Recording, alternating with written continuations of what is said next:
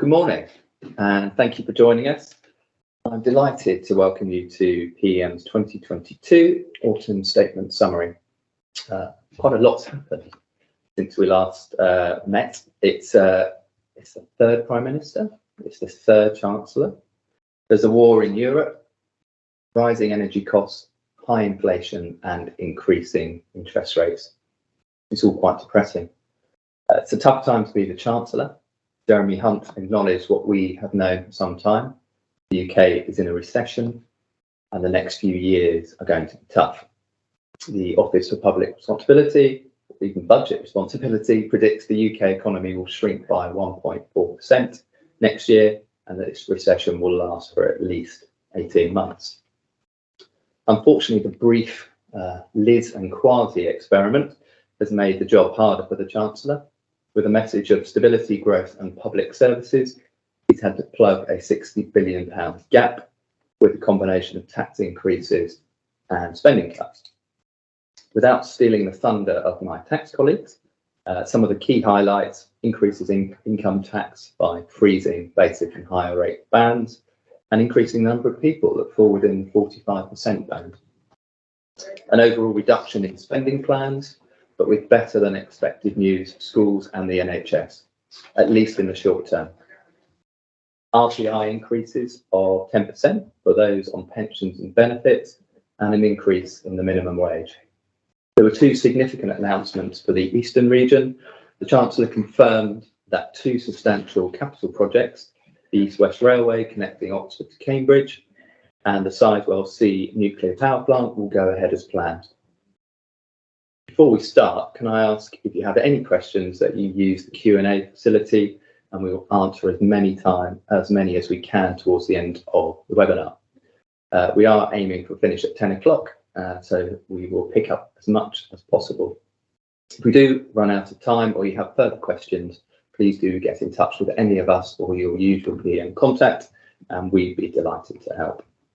So let's crack on. I'm delighted to be joined by Matt Eady, Fachot and Sanchia Norris. They will be guiding you through the delights of employment tax, corporate tax and VAT, and personal tax. Matt, over to you to lead us on. Thank you. Good morning, everyone. Thank you for joining the webinar on yesterday's autumn statement. As Warren mentioned, the Chancellor's priorities in his statement yesterday were stability and growth. The mini budget in September had an element of shock and awe, which rapidly unfolded when the tax cuts announced in haste were found to be unfunded, and the markets reacted quite badly. So yesterday's autumn statement really was carefully worded, and a lot of the announcements were pre-announced or leaked, whether to gauge public reaction or the market's reaction. I have the honour of speaking about employment taxes. Actually, there's very little in the employment tax field that will have an impact in this current year. There will be more impact in 2025, and we'll see that year mentioned quite often. The only tax announcement released by HM Mariner and Customs yesterday referred to capital gains tax measures. So you can see, actually, there was one Conservative MP who went to the jungle to avoid the autumn statement, and perhaps that was the better place for most of us, given what was said. I thought firstly it'd be useful just to go through the mini budget and some of the rules that were the legislation that was announced on the 23rd of September. The first one being the payroll working rules. These were introduced back in 2017 for the public sector and for the private sector in 2021. These rules essentially place the onus on determining the employment status of someone working through an intermediary onto the engager, particularly if it's a medium or large employer. And that was removed by quasi partem. The issue I think that the Chancellor has seen with that is that where the onus is placed on the intermediary, very often they don't deem themselves to be within the rules. And we can see from the growth predictions and the tax take that the government expect from putting these rules back in place, that will raise 1 billion, at least in the following tax year, up to 2 billion in 5 years' time. So that's potentially the reason why those rules have come back in. I was pleased to see that the company share option plan proposed changes to increase the limits, and some of the more fundamental changes for the seed enterprise investment scheme have also been retained, particularly the seed enterprise investment scheme with the number of small startup companies in and around Cambridge, which is really good news.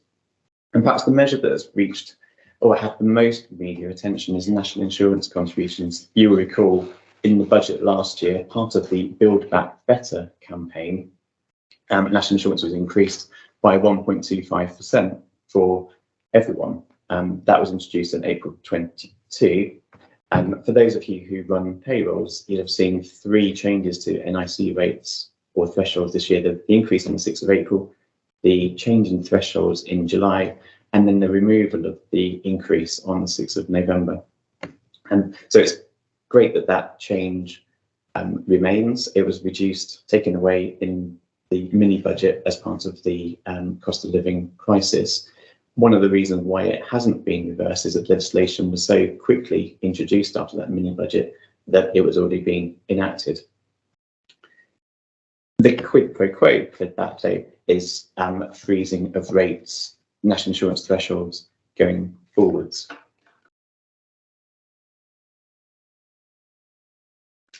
So, the national insurance thresholds for employers and employees will be frozen until April 2028. And you'll have seen the theme of this talk is really the frozen budget. There's so much talk of thresholds being frozen for a number of years, and that period extends to well into the next Parliament, given there's an election happening in probably 2 years' time.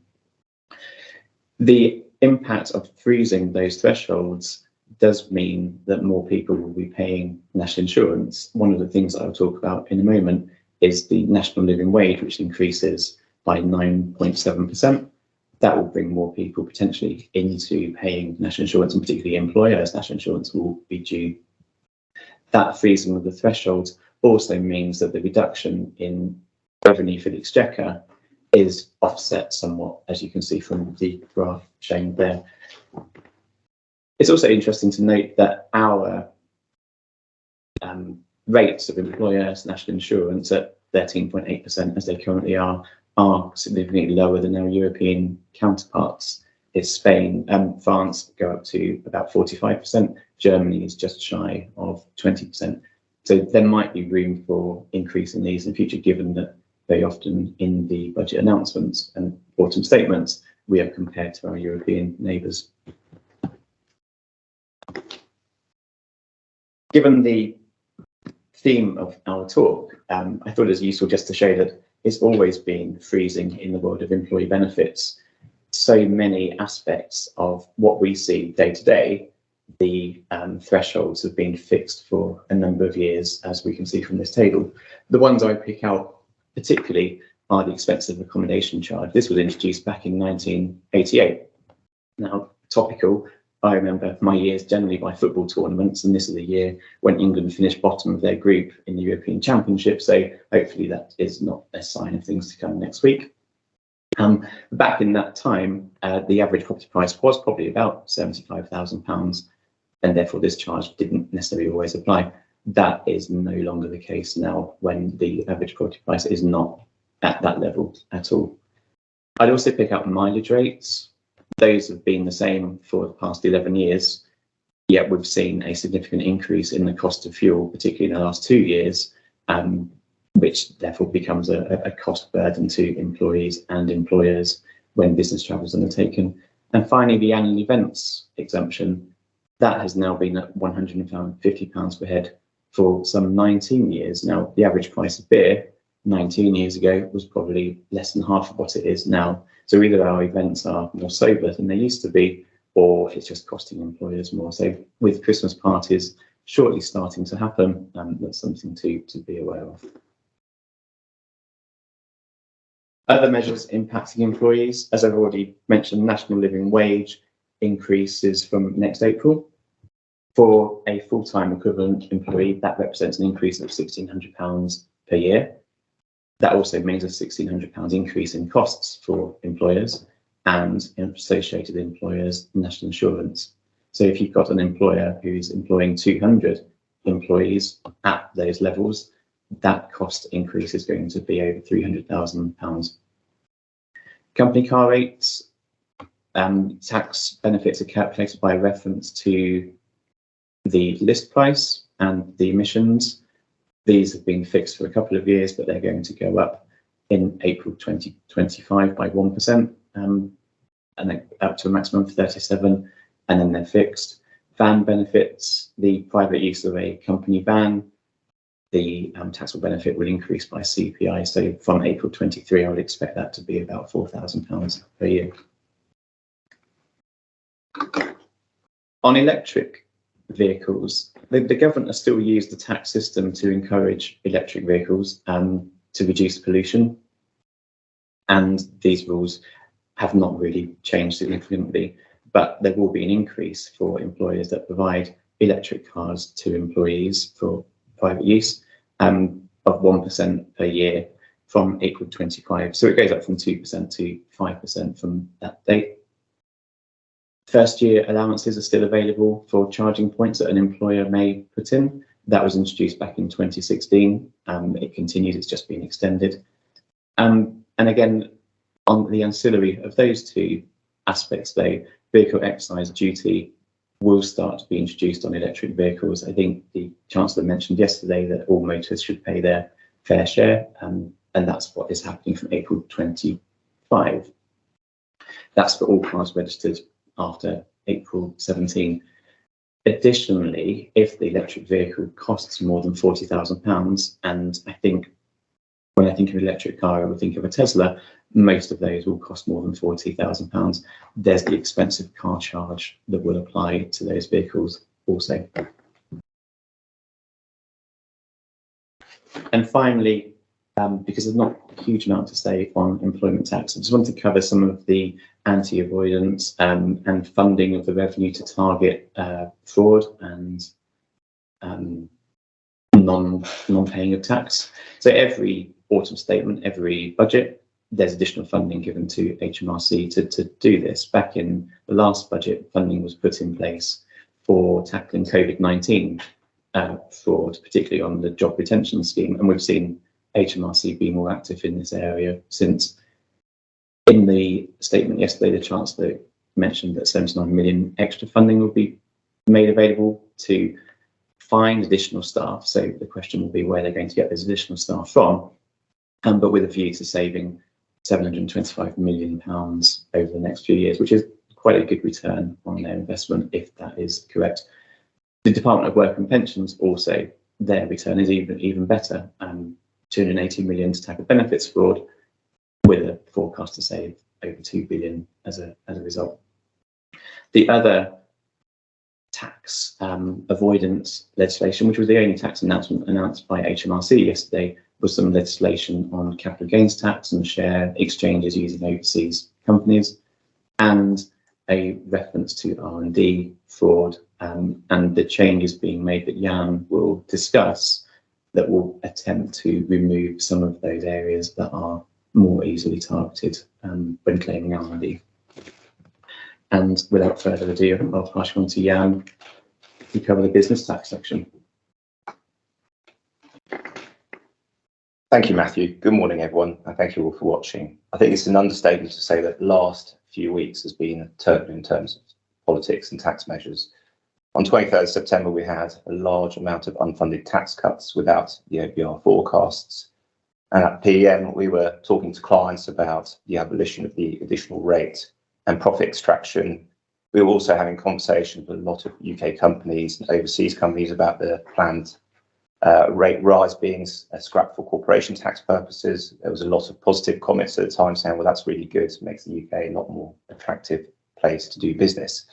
And then that was followed by a reversal on the 17th of October, with having to have conversations with all those clients again to sort of say, actually, all those plans will have to be delayed. And also then we were followed by further announcements yesterday with tax rate rises. I think what we've seen so far is that the impact of inflation means that I think probably since the Second World War, tax to GDP is at highest level. So I think that's the battleground that we saw play out in the summer between Liz Truss and Rishi Sunak. You know how that's all gone. In terms of business taxation, today I'm going to cover corporation tax rates, capital allowances, R&D, property and VAT.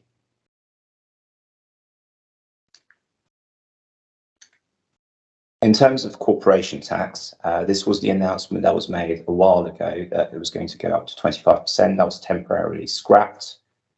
And basically, just to remind everyone, for companies, the main rate of corporation tax from 1st April 2023 will be 25%. And that is for taxable profits over £250,000. We still have the small profits rate of 19%, which will apply for companies where their taxable profits are below 50,000. According to the autumn statement, that apparently covers 70% of actively trading companies. But what is really particularly painful is between 50,000 and 250,000, the marginal rate is going to be 26.5% as you go from the 19% rate to 25%. You do also have to think about these thresholds, which the theme has been fixed over the last few years. Between for shorter counting periods, those need to be adjusted, and also where we're having associated companies. Associated companies was a thing that we had a few years ago, and typically it applies where one company controls another, such as in a group situation, or also where multiple companies are controlled by the same person, and person in this context is both singular and also plural as well. So I think probably the advice over the next few months is to see whether you can simplify group structures and also whether there are any companies that effectively can be ceased.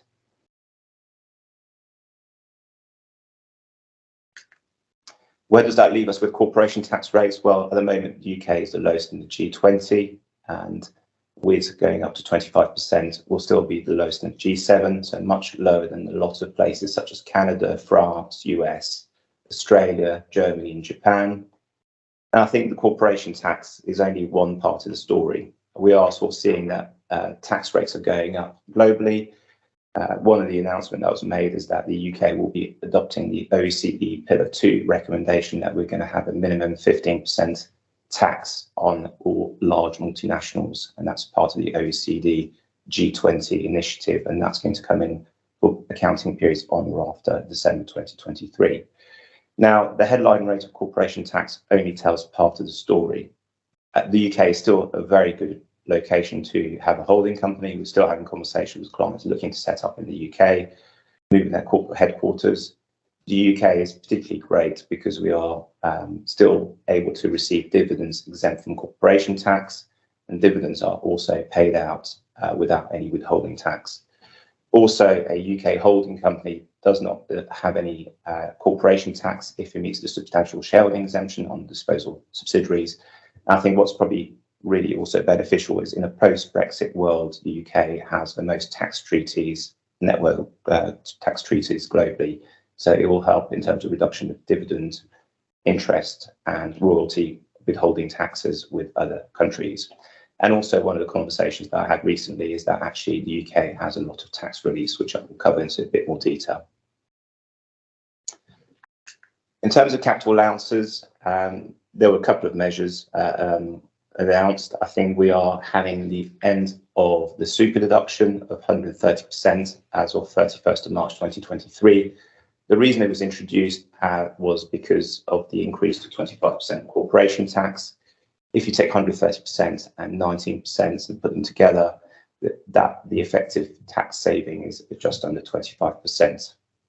So it was really put in place to encourage capital investment and not deferring it until the CT rates are being put up. There are transitional rules applicable when there is an accounting period that goes over 31st of March 2023. Those were supposed to be changed because of the CT rate changes, but now that we are going back to 25%, those will remain in place. The other bit of announcement that did actually survive the 23rd of September fiscal event was the annual investment allowance, and there is a welcome increase which is going to be permanent to £1 million.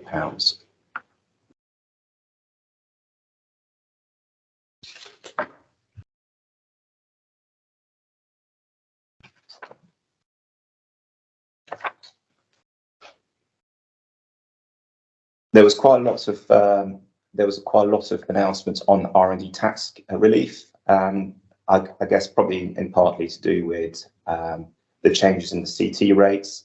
I think yesterday we were having a fairly detailed conversation whether those were positive or negative changes. So just to remind everyone, there are two R&D schemes. The large company scheme was introduced in 2002. It's now referred as the R&D expenditure credit, and currently the net benefit to a large company is 10.5%. From April 23, that net benefit will be going up to 15%. Large companies are those which do not qualify as SME. An SME company is one with no more than 500 employees and either 100 million euro turnover or 86 million balance sheet assets. So the way the SME scheme works, it gives an enhanced deduction of 230% on qualifying R&D expenditure. That will reduce to 186%. For the moment, on the left side, the enhanced deduction, the net benefit for a tax-paying company is 43.7%. So 230% at 19% gives you a net benefit of 43.7%. That enhanced deduction is going to go down to 186%. But as the corporation tax is going up, the benefit will be 46.5%. So that's good news in terms of how much you spend on R&D in terms of the effective rate of relief. But what we do need to remember is actually, because we are reducing the enhanced deduction, what it does mean is the residual amount of taxable profits are going to be taxed at 25%. So actually, overall, companies are going to be worse off. The repayable credit is the way it operates is the first part you get the enhanced deduction of 230%, which is going to be reduced to 186%, and you're surrendering it currently at 14.5%. So the net benefit at the moment is 33.3%. So if someone spends £100,000 at the moment, they will get £33,350 back in terms of R&D tax credit.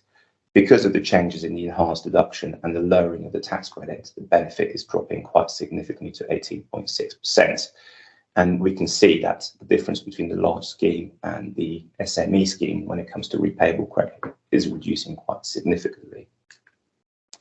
So I think that just sums up the gap between the SME scheme at the moment. On £100,000, you can get up to £33,350 back. On the RDEC, you can get £10,350. And actually, as a result of the changes, the gap between the SME scheme and the RDEC scheme in terms of repayable credit is very small.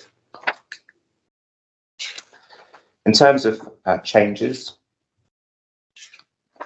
we have some welcome changes in terms of also including cloud computing and data costs as part of qualifying expenditure. However, I think because the scheme's been around since 2000 for SMEs and 2002 for large companies, we've reached a level now where the rules are being tightened. So where there is any R&D which is being subcontracted to overseas, that will be restricted. There's also going to be a lot more notifications of who the agents are, because there's been, over the last few years, a vast increase in boutiques advising on R&D and really taking very aggressive positions as well. And also HMRC would like to know when companies are about to submit an R&D claim as well. So there's going to be a notification.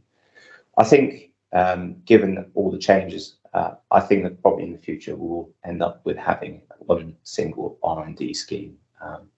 I think the narrowing of the relief is probably a sign of maybe a simplification exercise, which I guess is probably going to be better for large companies, but a lot of the SME companies are going to lose out on that. Moving on property taxations, there were a few announcements. I'm going to cover SDLT and ATED. There were also a lot of announcements on business rates, changes which I'm not going to cover today. In terms of SDLT, I think on the 23rd of September, we had the announcement that the nil rate band will be increased from 125,000 to 250,000 and that change was meant to be permanent under quasi-quartane. That is now going to be a temporary increase until the 31st of March 2025. You do have to remember that the higher rate of 3% for additional dwellings, if it's your second home, it still be applicable for up to £250,000. The same as also what was originally meant to be a permanent increase is now going to be a temporary increase. Is the first time buyer relief. The nil level of SDLT is up to 425,000, and it will be 5% between 425,000 and 625,000. And this will apply until 31st of March 2025. Now, we were talking about fiscal drag. That is not something that is going to be applicable in terms of the annual charge. That annual charge is going up with inflation. So just to remind everyone, the annual tax on an enveloped dwelling is in relation to companies that hold residential properties. And there are a lot of reliefs and exemptions, but those are going up by 10.1% to take into account inflation from 2023 to 2024. So the annual charge is going up. So a lot of relief and exemptions if a property holds a residential property which it lets out, it will be able to claim exemptions. On the VAT, I think as in the last few years, there hasn't really been many announcements. I think what we've had is the confirmation that the VAT registration threshold, which has been around since April 2017 of 85,000, will now be extended for another further 2 years and will remain fixed until April 2026. So, looking over a period of 10 years, the VAT registration threshold was 77,000. If we had to adjust it for inflation to September 2022, it should be 110,372. And that means a lot of businesses have been bought into VAT thresholds, a lot more having to charge VAT and a lot more administrative burden. I think that's the sign of all the things that are happening at the moment. There are no other changes in terms of VAT rates. On this note, I'll pass you on to Sanchia. Thank you. Thank you, Jan, and good morning, everybody. Personal taxes. So we're going to take a quick skate through some personal tax changes. We apparently have an untouched triple lock promise from a headline perspective, at least. So this can be defined as a frozen budget until 2028. But there are areas of thicker ice with more stealth taxes and more early restrictions, which my colleagues have alluded to, not to mention some black ice in the form of some hidden changes, and frankly, more about those later. So thresholds have been frozen until 2028. It sounds like good news. As Jan and Matt have mentioned, we're going to have a quick look at the fiscal drag, because it seems at first glance that you're no worse off, but actually I don't think that's the case. So let's have a look at the reality. As a warning, for those of you who are slightly squeamish, there's been some thawing out and movement, but that doesn't necessarily mean the landscape is more attractive.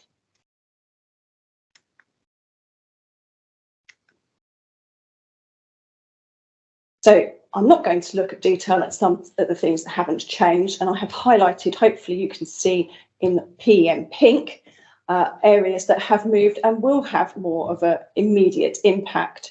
So as Warren mentioned earlier, the threshold rate for the 45% band of tax has been changed from £150,000 down to 125,140. That little 5% increase in tax will cost each of us £1,243 a year. The dividend allowance, currently £2,000 a year, is going over a couple of years to drop to £500. It doesn't seem very significant, but I think it's going to bring a lot of pensioners, particularly, back into the self-assessment net as we go forward. And I'm sure that was an unintended consequence of this particular decision by the Treasury.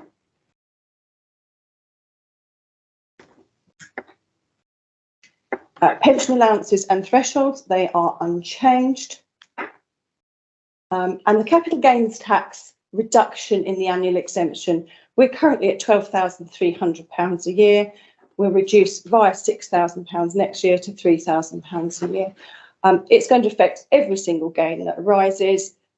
Pensioners and employees, particularly those with gains under share schemes, might feel that really hard in their pockets. So I thought it'd be quite good to have a look at the fiscal impact of some of these freezes. So it's a bit like a game of hide and seek over a 10-year period. So looking at 2013-14 up to 23-24 next year, you would hope that allowances would have kept pace with inflation. I'm not going to look at all of these again in detail, but let's look at the personal allowance withdrawal. So when your income reaches £100,000 in 2013-14, you started to lose your personal allowance. You would have thought that that would have kept pace with inflation. And if it had done so, the threshold would now bite at 142,766, but it hasn't. So the real cost to us is going to be 8,553 in our pocket. Remember, the loss to us is income to the Treasury. The situation with pensions is equally dire. The lifetime allowance in 2013-14 was £1.5 million. If it had been adjusted, it would now be over 2 million. But actually, it has been, in reality, reduced as well as suffering from the fiscal drag.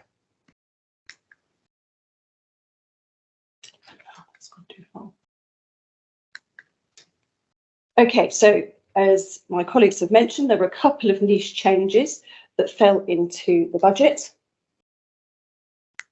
The first one was on capital gains tax on separation and divorce. So where you have spouses who are living together, whilst they're living together, if they have any transfers of assets between them, they benefit from the exemption.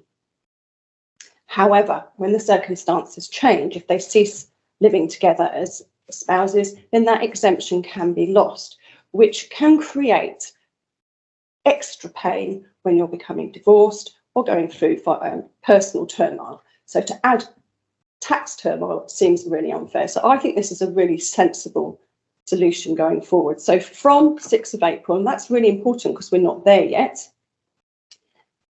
this exemption will be extended to disposals for up to 3 years following the separation, or if you are formally divorced and have a formal financial settlement, that exemption will extend indefinitely. And that's going to be really valuable because relationships do move around, assets do move around, and it's not always easy to have a clean slate when separation occurs. So I think there's going to be a lot of people who are going to say that is a really positive solution.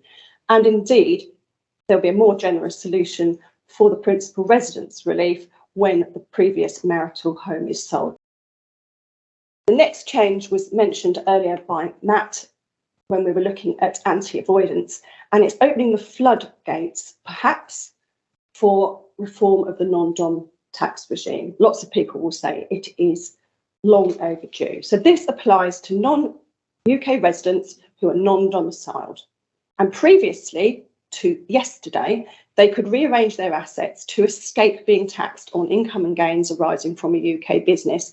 And they would do that by converting a UK holding to a non-UK holding. It was fairly simple. You'd have a share-for-share exchange, which is a tax-free exchange of assets, but they would change the UK assets to non-UK assets. From yesterday onwards, if you have such an arrangement, that happens now, then any income or gains arriving on those overseas shares in the future will now be taxed, irrespective of whether you're on the remittance basis or not. So if you're emigrating assets and that emigration happens from yesterday, they now are taxable. So yesterday's statement, as we've said, included some clear announcements, but not many for tax. But some were really conspicuous by their absence. And we have some fundamental changes that are being introduced for individuals. And these are the most fundamental changes for over 25 years. Depressingly, I remember when these last ones came in. And those of you who have been around as long as I have may remember that all over the news, the radio and the TV was Hector the Inspector. Everyone knew what was coming. But for these changes, and there are two, basis period reform and making tax digital, it's gone silent. And I think this is going to be a bit of a surprise and a shock to those who are affected. So we thought it was really appropriate to have a look at those now. So what is a basis period? A basis period determines in which year your accounts are going to be taxed. It creates a type of standardisation when everybody potentially has a different accounting year end. You can choose that freely, but they have to have a standard way in which to tax this.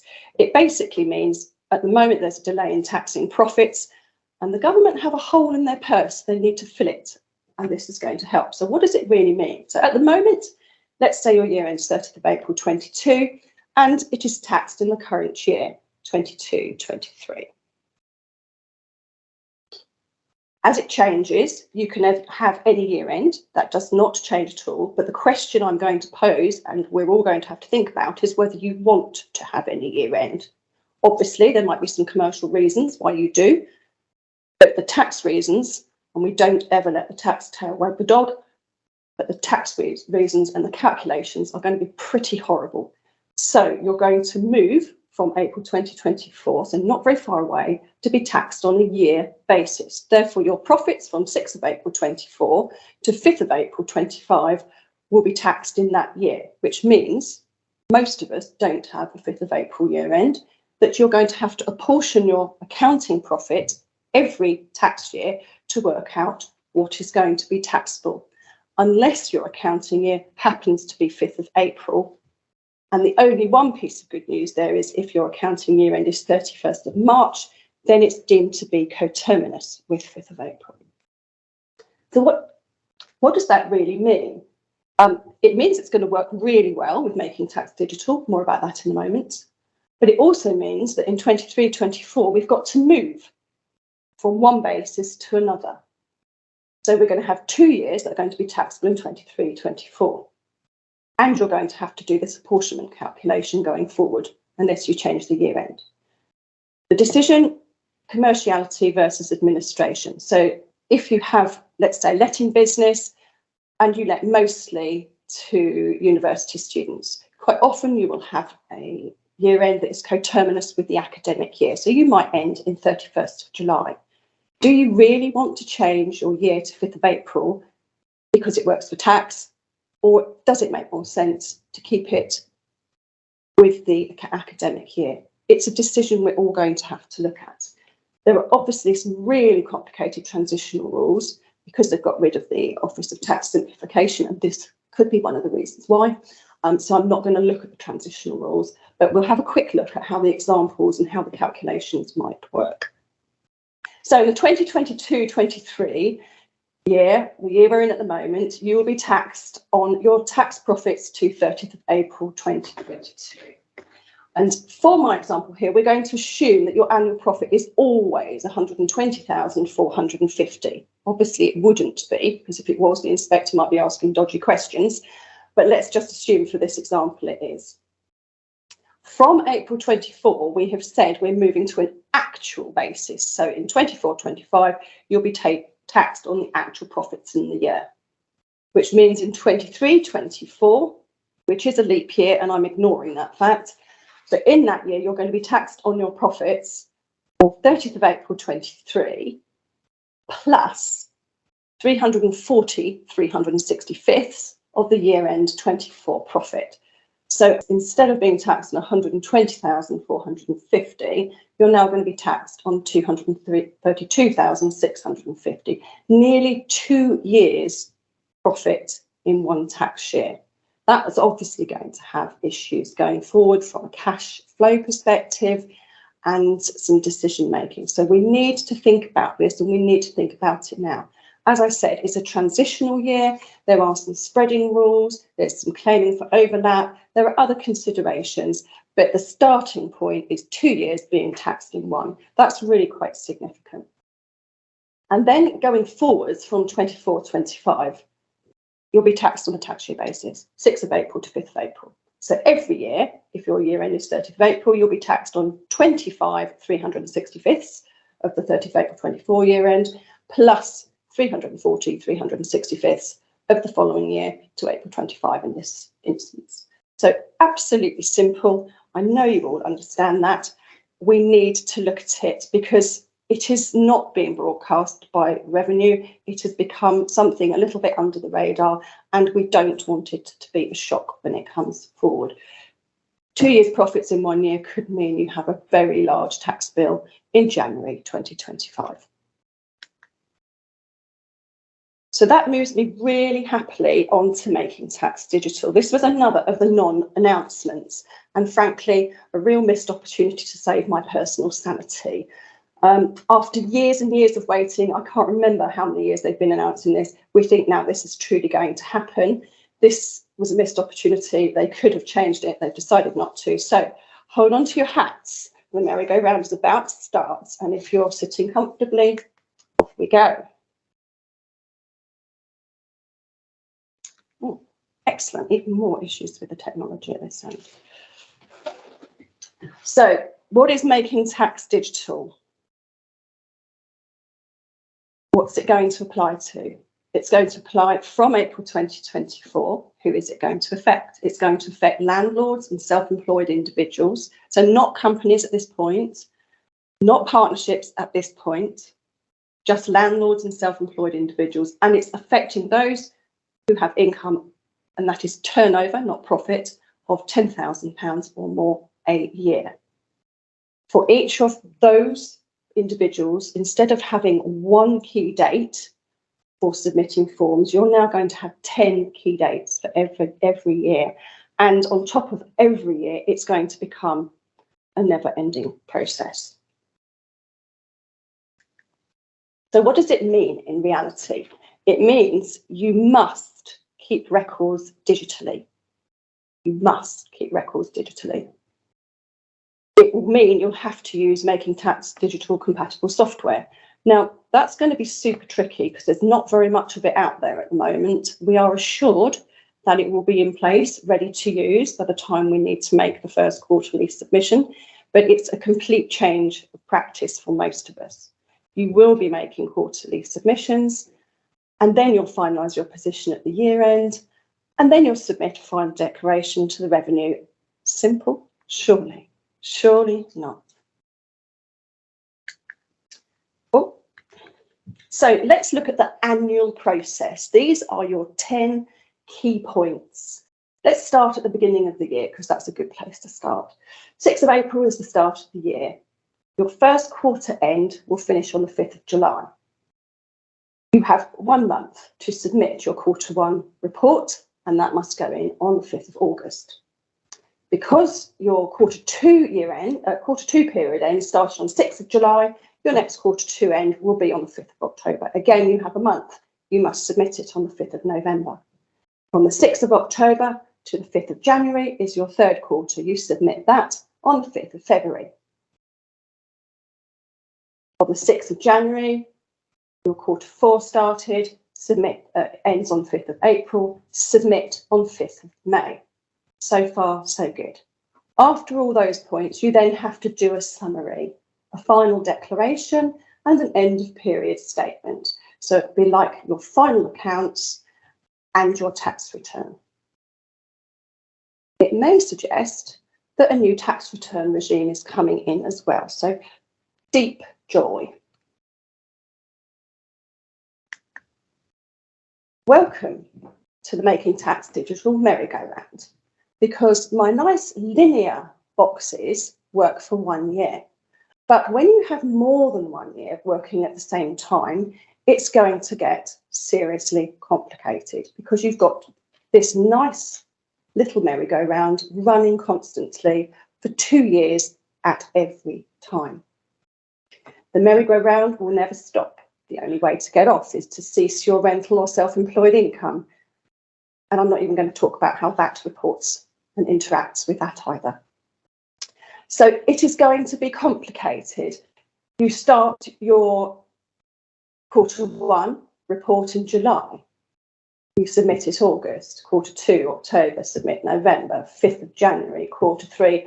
What happens next? Well, you'd think you'd submit your quarter three report, but actually your deadline for submitting the previous year's quarter four report actually jumps in between those two dates. And that's going to happen every single year.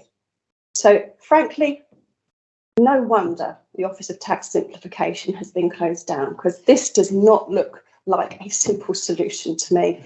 It is going to significantly add to the administrative burden for every self-employed and property owner who rents out. It's going to be tricky. We need to get our heads around this because it starts in just over a year. I was hoping it might be delayed until I retired, you know, but clearly not, clearly not. So off we go. So, ooh, that's all of our team. They weren't supposed to be there yet. But anyway, I hope you found this scape through the new frozen and icy landscape really informative. Of course, due to the global warming, it probably won't last, and there may be some localised flooding in the tax terms. Warren's already stolen my thunder in the rest of my slide, where I was talking about the tax changes for 3 prime ministers and chancellors and war and the financial crisis, etc., etc. So I'm going to leave you with the Conservatives holding on a cliff edge and their fingernails. Will it be enough to move forwards? Jeremy said yesterday, we are now officially in a Russian-made recession, and he thinks he's going to have the recovery made in Britain, driven by the Conservatives. And they're hoping this will steer us and them through the storm and beyond. Only time will tell. We were really, really disappointed that we couldn't hold this event in person. We had a number of venues on a number of dates that we had reserved, but the political turmoil, they all fell through. So I wanted to remind you, and that's why my colleagues are all up here today, that the rest of our specialist tax team are delighted to offer you our combined experience and diversity to support clients and contacts alike. Whatever questions or tax planning issues that you need, we can address them between you. So thank you for your attention this morning, and I look forward to meeting you in person very soon. And I think I'm going to hand over to Warren now, if anyone's got any questions. Thank you, Sanchia. Sorry for stealing your thunder, but it's pleasing to know we're on the same wavelength. Thank you, everyone, for the questions that have come through. We are just about on time, which is quite remarkable. So I'm just going to pick up a few of those questions. I think the first one for Matt on the employment taxes side. There's a question, whilst not specifically mentioned in the statement, what are the proposed changes on share option plans? So the proposed changes were mentioned in the mini budget in September. The change primarily is related to the company share option scheme. The £30,000 limit on the maximum value of shares that you can grant into option has been around for years. It's one of those that perhaps could feed into my table. That's going to be doubled to £60,000 once legislation is introduced. The company share option plan, or CSOP for short, is the next alternative to an EMI scheme. So if a company doesn't qualify for an EMI scheme, the CSOP is the next best alternative. So that really increases the level of participation, which I think is really good news for employee engagement going forward. Okay, thank you, Matt. We've got a couple of corporate tax questions, Jan, for you. Do you think there will be any further changes to corporation tax rates?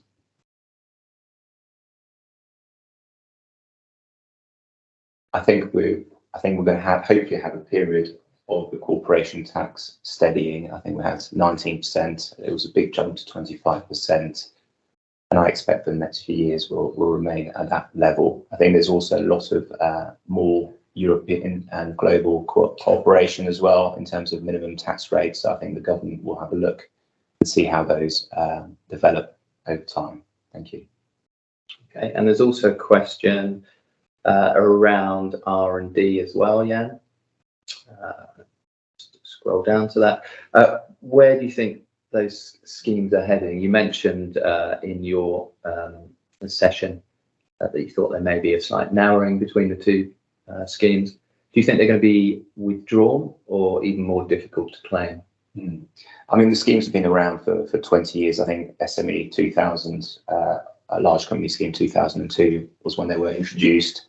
I think it was interesting because the first few years people didn't really take much notice, didn't really claim R&D, and then suddenly over the last 10 years there's been a huge acceleration, a lot of boutiques, and a lot of people making claims where they shouldn't be making claims. And HMRC historically used to challenge the qualifying expenditure, the proportion, but now they are really attacking activities and saying, well, are these genuine scientific and technological advances, not just for the company, but also for the field as a whole? So I think there's been a lot of cases, HMRC have been successful. They've got lots of good templates now they issue on inquiries. We fortunately haven't had any inquiries as yet, but we've had a few of our clients where they've had boutiques act for them, and we've seen templates as well. So I think there is also a drive to looking at what agents are submitting R&D claims and looking at whether these are tax professionals or these are boutiques which have sprung up over the last few years. So I think that's where the R&D scheme is heading. Okay, thank you, Jan. A couple of questions on MTD, unsurprisingly. So Sanchia, we've got an example here which makes me smile, because I can understand the first bit about renting two properties. The second bit about beautifully handwritten cash book that's sent in to us. Maybe that's slight embellishment.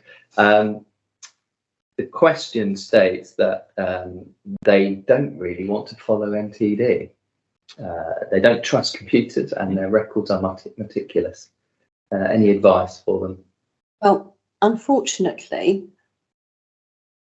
the Inland Revenue want everybody to be part of making tax digital. It's very difficult. You have to be digitally excluded. Now, whoever you are, you sound just like my mother. I hope it's not my mother. And I'm hoping that she could be digitally excluded. It's going to be really difficult because lots of people struggle even with a smartphone. So how are they going to cope with making tax digital? I don't know. So the answer is, much as you'd love to stay out of the system and carry on, that's just not going to be an option. Years and years ago, someone said to me they wanted to not opt into the VAT system. Well, making tax digital is very similar to that. It's not something you have a choice about. You're going to have to find a way to make it work for you. Thank you, Sanchia. Question from me actually on making tax digital. You said at the moment we're a little way off for partnerships and other organisations. What's the anticipated time frame? The first anticipated time frame is for smaller partnerships, which is anticipated, but we haven't reviewed it for a while, from 2025. Larger entities, they've been relatively quiet about. So at some point after that. Okay, that's a good answer, I think. And then finally, another question on MTD. Will MTD be payable each quarter after submission? And how does that system work? So the answer at the moment is probably no. That's what the Revenue have said. They have no intention of bringing payments forward on a quarterly basis. But why would you change your basis period? Why would you bring in making tax digital? And bearing in mind the hole they have in their pocket that they need to fill, it would make a lot of sense to have quarterly tax payments. So at the moment, the Revenue have not said they're intending to do that. In fact, they haven't said anything for a while, but last time they talked about it, they said they do not intend to change the tax system. So you'll still be paying on 31st of July and 31st of January. But I think that's a watch this space moment. Okay, thanks, Sanchia. Something to look forward to there. Just one further question, which I can easily answer. Will we get a copy of the slides? Well, actually, a recording will be circulated to everybody. So you'll get the slides and you'll get the sound of our voices as well. So lucky you. Before we circulate the slides, we might change my slide. That seems to have had a small issue. We might do, Sanchia, absolutely. So remarkably, we finished ahead of time. And as Sanchia mentioned, if the government do give us enough notice before the next budget, we hope to see you at a face-to-face event. Vacant roles will be provided. Thank you all for tuning in and enjoy the rest of your day. Thank you.